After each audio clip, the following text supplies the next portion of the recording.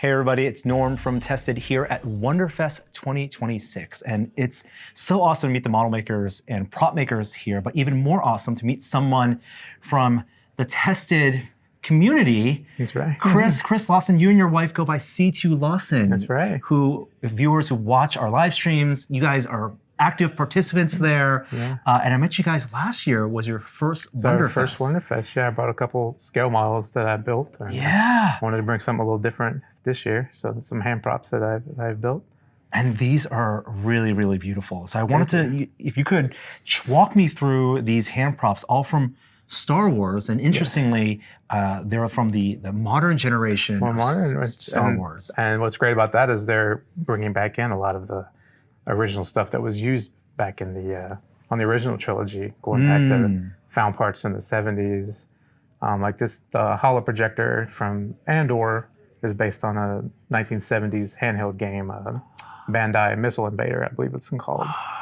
And 3D printed the bezel and machined and then flame polished the acrylic here. That is so beautiful. Yeah. That acrylic polish. I did like 5 before I got it right. Because the flame polishing is very sensitive. Is that why you chose this? Like, is that because I look at these and we'll go through them one at a time, but some of these only appear on screen briefly. So they're not as prominent. You think of like, binoculars, Luke's binoculars, right? Right. And like that's like everyone knows that, or him holding those. But for something like a holo projector, I kind of like the more obscure. And my dad's a photographer, so anything like camera related or things like that, I have like a soft spot for. Yeah. Like what was used on this one. Yeah. There's a bit of that kind of retro cassette futurism, where everything is toggles and buttons and analog, and made even out of handheld video game parts. Right. Yeah. So holo projector from Andor, and this was light it like oh, it's lit. Yeah. Oh. So it's like. Is it one LED in the bottom? Yeah, it's one here and then one right there. Here. I love that it just kind of hits those corners. Switch. Yeah. That's nice. And you see it for like twice in the show, I think, when they're going down to Primor to hunt him. And then Cyril has one in the bedroom when he's looking at the hologram. Again, so you see it again there. Is your reference just screen grabs from those moments? For the most part, yeah. RPF, of course, a lot of guys have identified things on there, and it's a lot of good help for reference. Yeah, the visual dictionary, I'm sure. Visual dictionary. Those are sometimes really helpful, like real bright photos of secondary characters. It's sometimes like how those characters are even named, or props are named, or in the visual dictionary, right? The hardest one was probably the Kenobi's comlink from the series. May I make this up? Yeah, of course. Because it's seen for seconds here and there, just quick shots, and I was literally pausing it and taking pictures. So you first see it when he's practicing using the Force for the first time, and you're bringing it to him, and then he uses it during the rescue of young Leia. So how much of this are found parts versus machine parts? The main part is it's an old Kodak surface rangefinder, I believe, early or late 50s, early 60s. Which is the main body here, but this part here I machined, the washer here, and then the speaker there I machined. So it really has that DNA of Star Wars prop making, where it's like 60-70% found part, 30% added greeblies or some custom machining on top. Old camera part, that little soft spot for. Yeah. And then this guy, so rangefinder.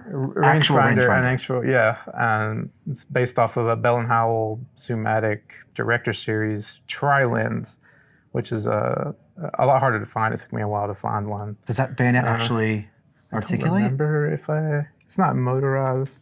I think I did leave it. Oh, nice. I couldn't remember if I took out the mechanism or not, but it'll click in place. Wow. I believe in Andor, they added a motor. It actually turns. Because it's used in there. A slightly modified version is in Andor, Season 1. Has a couple different greeblies and a little bit different paint job. So I'm going to do that one too, separately. And did you have access to some of these original camera parts, or was it always just finding them, and after identifying them, finding them and sourcing them? This one I was lucky enough to find on eBay. One I have now, my dad actually did have the original Polaroid that's used in it. So that's going to be one of my next builds. I hopefully I have it next year. You're gonna tell your dad, I want your vintage camera gear. I want to take it apart because I need to make a cool Star Wars prop out of it. Right. He'd be fine with that. He's the one that introduced me to all of it. Anyway. Oh, that's awesome. And then this is from Rogue One. Rogue One, yeah. And to me, it looks like some type of viewing device, but it's a Patterson Trident viewer. Like it's the, I believe that one of them is used on the Falcon. It's also used at the security cameras and the detention. So it's like you're looking into a console, like viewing some security screen. It protrudes from the console. Yeah, yeah. But and you see in Rogue One, blast them in when they're breaking Princess Leia out.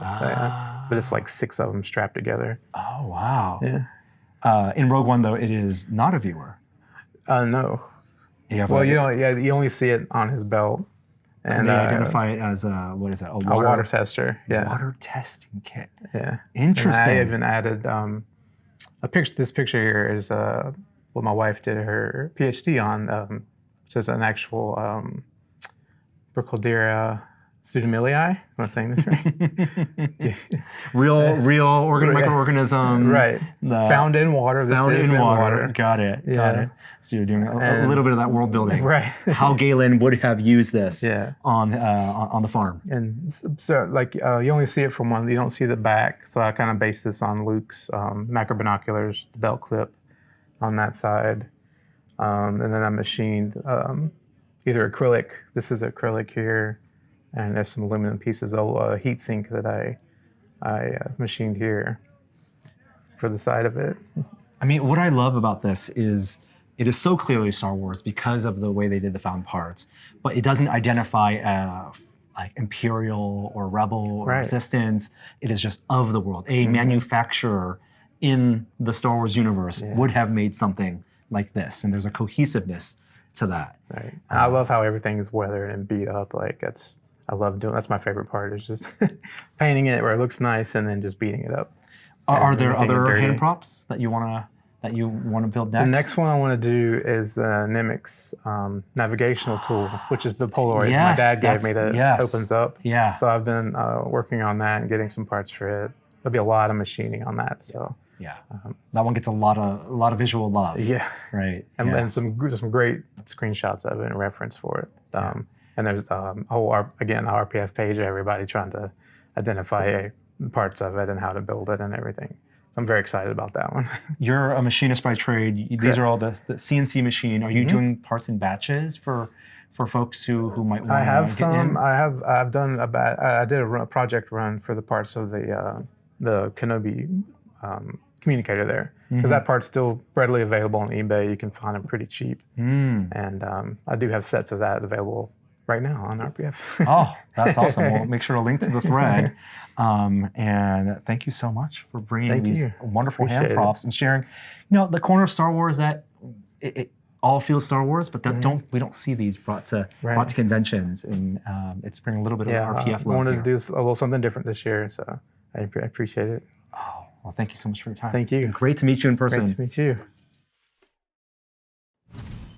You want more props? Yes, you do. There's a whole playlist right here.